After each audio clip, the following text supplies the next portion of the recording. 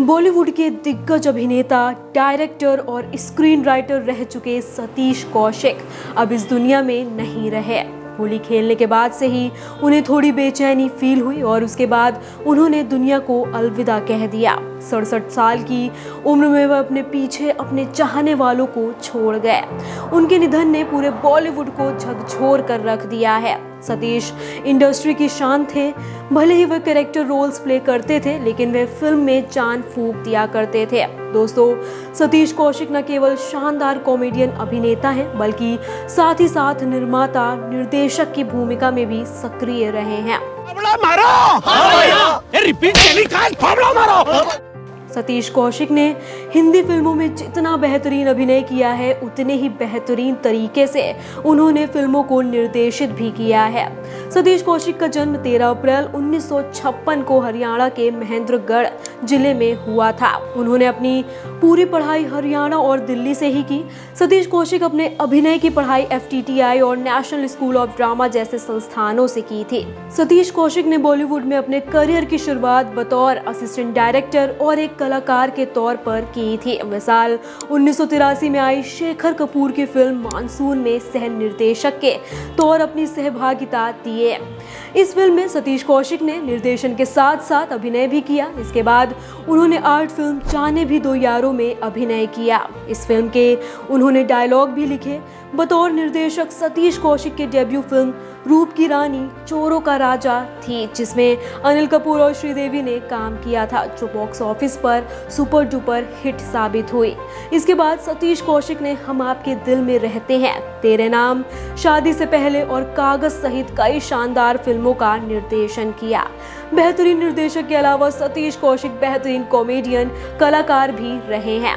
उनको स्वामी बाटानंद अपना सलाम ठोकरेला।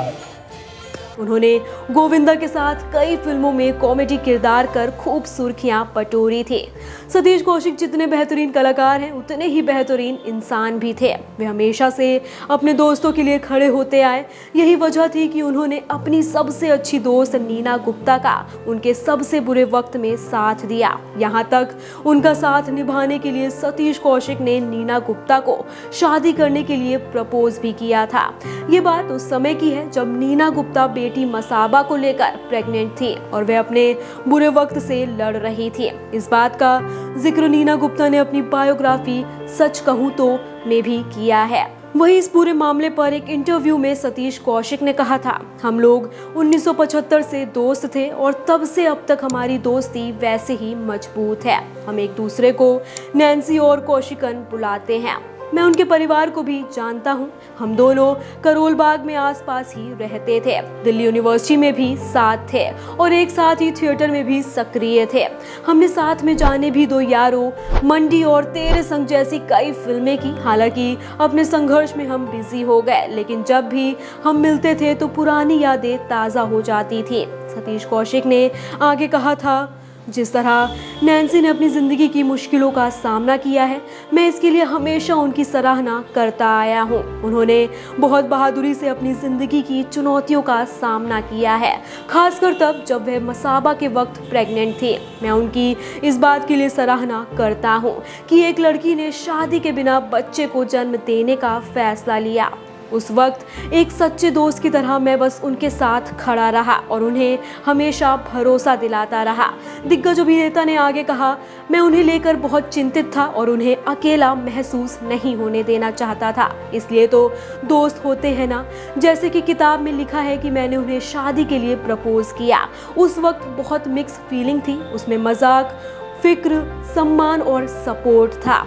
मैंने अपनी क्लोज फ्रेंड को उस वक्त सपोर्ट किया जब उसे ज़रूरत थी। मैंने उससे कहा था कि मैं हूं ना, तो चिंता क्यों करती है।